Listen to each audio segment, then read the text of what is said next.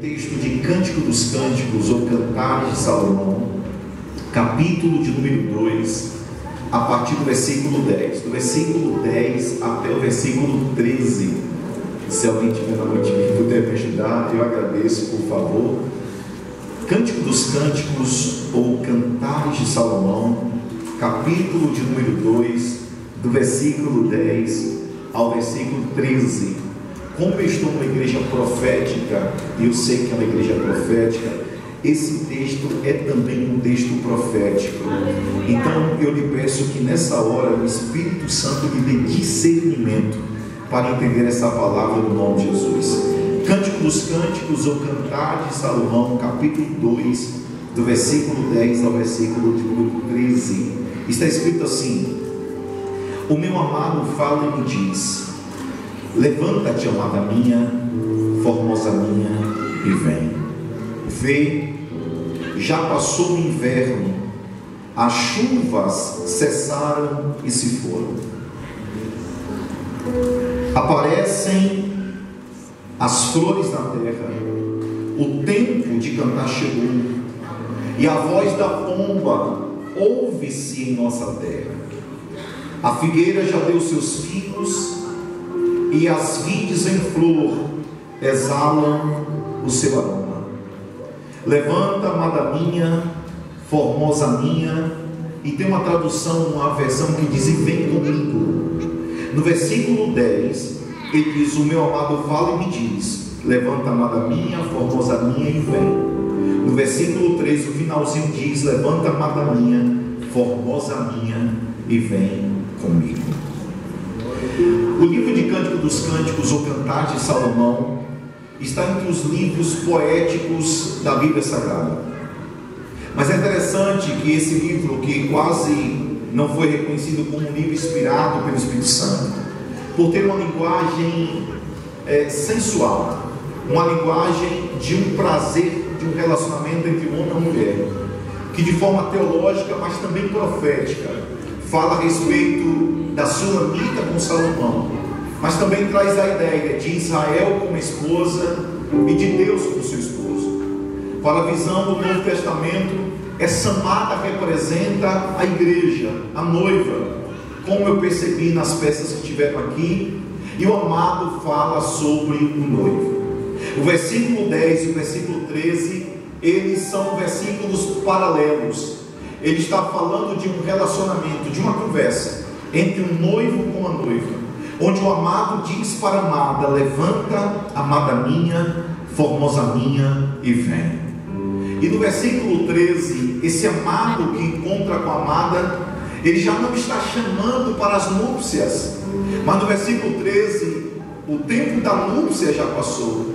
Ele já casou com a sua amada, que antes era noiva, agora é esposa. Enquanto no versículo 10 ele está chamando, no versículo 13 eles já estão casados e eles já estão andando juntos. Essa amada, que é um tipo da igreja, representa também a igreja dos últimos dias, onde dentro desses versículos nós encontramos algumas características que falam justamente da última hora da igreja do Senhor Jesus Cristo sobre a terra. Queridos, eu preciso que você entenda essa mensagem de hoje.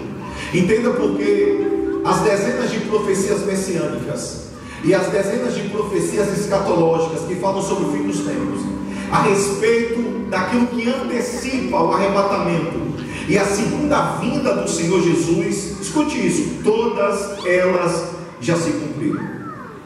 Nós estamos em um intervalo, chamado intervalo da graça, onde a porta da graça se fechará, e o período que se dará do fechamento da graça para o fechamento do milênio é justamente com o advento do Senhor Jesus Cristo para buscar a sua noiva.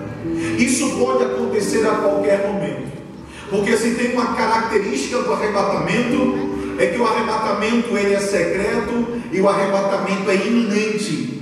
Jesus disse em um dos seus evangelhos que se o pai de família soubesse quando viria o ladrão à noite, ele se prepararia.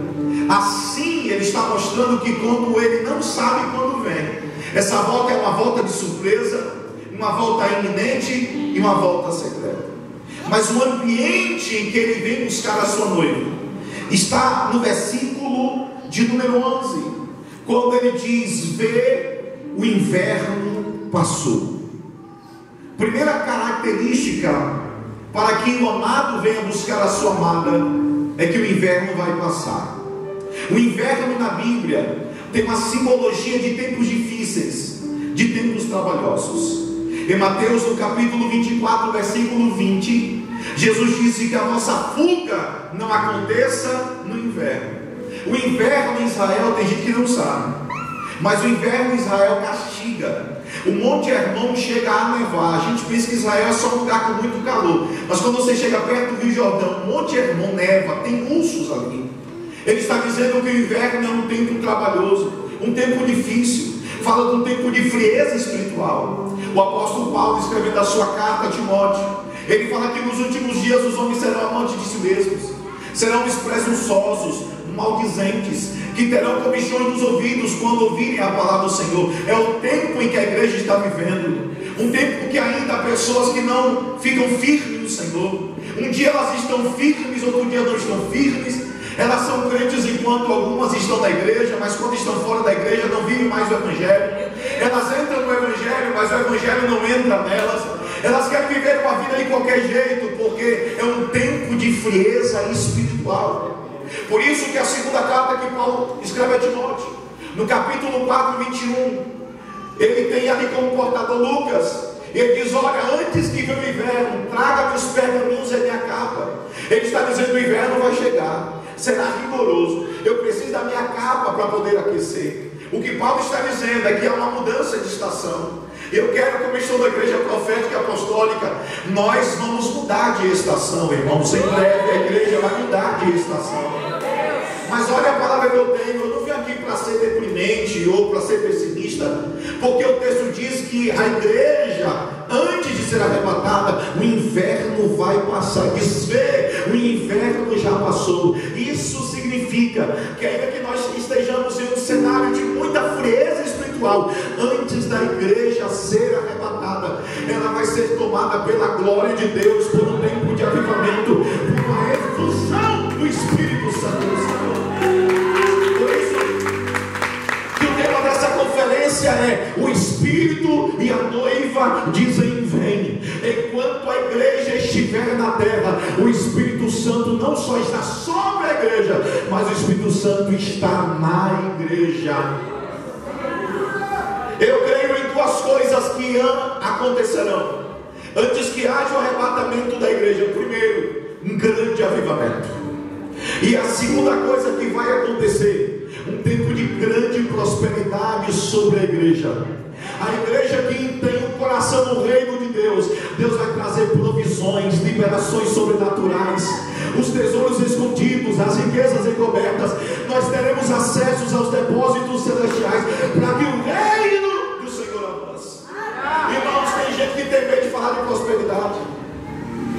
Meu irmão, é importante que o justo prospere. Está em Provérbios: na prosperidade do justo a cidade se alegra. Por quê, pastor?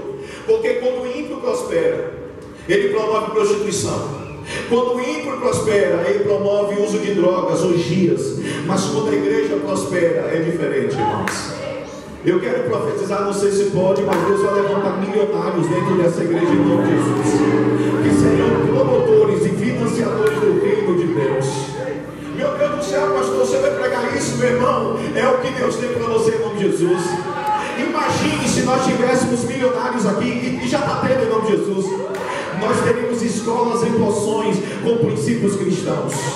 Se nós tivéssemos milionários aqui, a gente não precisaria ficar na porta de um supermercado para poder ficar pedindo alimento. Todos os supermercados que Deus vai levantar dentro dessa igreja vão ser financiadores de tantas e tantas cestas básicas que vão abençoar outras igrejas. Nós teríamos aqui todos os editoras, que teríamos literatura cristã para jovens e adolescentes. Você já imaginou sobre isso? Porque antes que a igreja seja arrebatada, Deus vai trazer uma grande prosperidade sobre a igreja. Alguém fala: pastor, mas o dinheiro pode mudar o coração das pessoas. O dinheiro não muda o coração de de ninguém. O dinheiro só revela o coração que a pessoa carrega. Mas o inverno vai passar. É por isso que esses tempos difíceis fala justamente de sinais que antecedem a vida de Cristo. Em Daniel, no capítulo 12, versículo 4, Daniel diz que a ciência se multiplicaria. Irmãos, existem coisas que estão acontecendo em lugares obscuros nesse mundo que nós não temos ideia. Mas está chegando o tempo de humanoides sendo construídos, cachorros robôs que serão usados em guerras. Nós estamos falando de clones que estão prestes a acontecer, coisas terríveis que o mundo está caminhando. A tecnologia ela pode ser boa, mas devido ao uso que se faz, a qualquer momento pode ocorrer uma guerra nuclear de grandes proporções continentais sobre o mundo inteiro. A Rússia se arma, a Coreia do Norte se arma, os Estados Unidos se arma, o Irã se arma. Ou seja, todos estão se armando como a Rússia, porque há uma multiplicação da ciência. E Daniel disse isso há 2.750 anos atrás. Um outro sinal que antecede a vinda de Cristo é a fúria das ondas. Lucas capítulo 21, versículo 25, ele diz: a bramido e fúria das ondas. Nunca se falou tanto de tsunamis até no nosso presente século. O bramido das ondas. As ondas estão se mexendo, porque tudo isso é um propósito de Deus para a vinda de Jesus, o seu Filho. Em Lucas ainda, no capítulo 21, versículo 11, ele fala de terremotos. E nos últimos 50 anos, o número de terremotos aumentou 300% no mundo inteiro. O Brasil, que não está dentro das placas tectônicas que tem fissura, tem sofrido terremotos, não só no sertão baiano, mas por exemplo no estado de São Paulo. Pastor, isso é só coincidência? Não, irmãos. É a terra balançando, dizendo: em breve ele voltará. Outro sinal que nós encontramos está em Lucas 21:11, quando Lucas fala de pestes e de pandemias. Você ouviu falar do Covid? Você teve alguém que conheceu que morreu por falta de oxigênio? Essa geração não passou por uma epidemia, essa geração passou por uma pandemia a nível mundial e a nível global. Quem tinha dinheiro ou quem não tinha dinheiro morreu.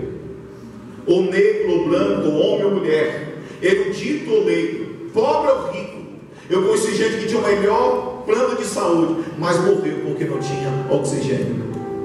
A cada vez que passa, aparecem mutações de viroses, de enfermidades, bactérias e fungos. Tudo isso é um cenário que está sendo montado, permitido por Deus, para o arrebatamento da igreja. Uma outra característica, em Mateus 24:7, diz: reino contra reino e nação contra nação. Nós saímos de uma guerra do Iraque com os Estados Unidos, depois Afeganistão e Estados Unidos, agora a Rússia e a Ucrânia. Estamos à beira de guerra entre Hong Kong e a China, porque o mundo está com um pavio curto para um tempo de uma grande explosão. Você sabia que as nações mais ricas do mundo, elas estão financiando mais ainda o seu poder bélico e armamentista? E por isso, com a bolsa de valores chamada Nasdaq, que é quem financia as políticas dos grandes presidentes, é uma bolsa de valores armamentista. Mateus 24:12 diz que há crescimento da iniquidade, diz: nos últimos dias o amor de muitos se esfriará, porque a iniquidade se multiplicará. Você já sabia que o número de pessoas que estão fora da igreja é o mesmo de pessoas que estão dentro da igreja? Você sabia que 4.000 novas igrejas abrem todos os anos no Brasil, mas 7.000 igrejas também fecham todos os anos no Brasil? Você sabia que com a pandemia 30.000 igrejas fecharam em São Paulo e na região sudoeste onde nós estamos localizados, 496 igrejas fecharam? Você deve conhecer alguém que diz que nunca mais quer para uma igreja. Você deve conhecer alguém que não quer saber de liderança, que não quer saber de crente. É um tempo de uma grande iniquidade. Irmãos, preste atenção no que eu estou dizendo. Os nossos filhos estão sendo atacados dentro da escola com livros que eram para educar, mas livros que falam sobre homossexualidade, ideologias, aborto e transtornando a mente das nossas crianças.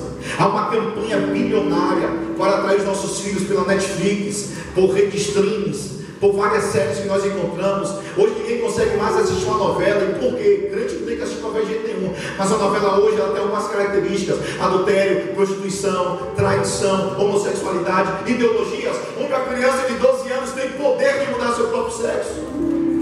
E sem perceber, nós estamos sendo engolidos por tudo isso. são sinais de que em breve Jesus Cristo está vindo para buscar a sua igreja. Mas há uma palavra: esse inverno vai passar. Aí você pergunta, pastor, o anticristo já está na terra? Sim, a ideologia do anticristo já está na terra. Mas por que ele ainda não se manifesta? A segunda carta de Paulo aos Tessalonicenses, capítulo 2, versículo de número 7, está na sua Bíblia. Diz que há um agora que o resiste e o que o detém. Irmãos, por que a igreja tem sido tão atacada? Eu não sei como está aqui em Poções, mas hoje eu represento os pastores de Vitória da Conquista. Fui chamado pelo Ministério Público por uma questão de intolerância religiosa, o que agora também está sendo chamado de crime religioso.